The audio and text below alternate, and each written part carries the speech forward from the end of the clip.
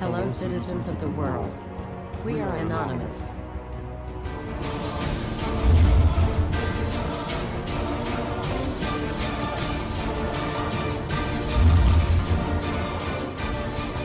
This message for Turkey President, people and government. We see Turkey don't give a Kurdish people a freedom. We see Turkey violating a Kurdish people. We see every year Turkey people and police kills a children and civilian people.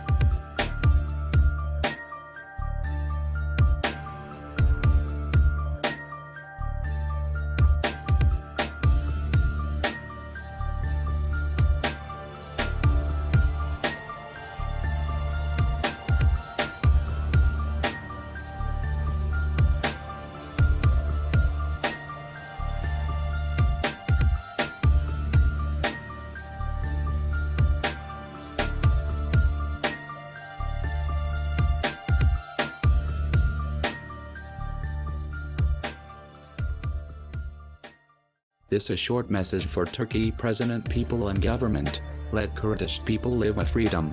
We will announce the war against Turkey. We will destroy a Turkey government and anything else. Turkey, be careful. We are Kurdish Anonymous. We are Legion. We do not forgive. We do not forget.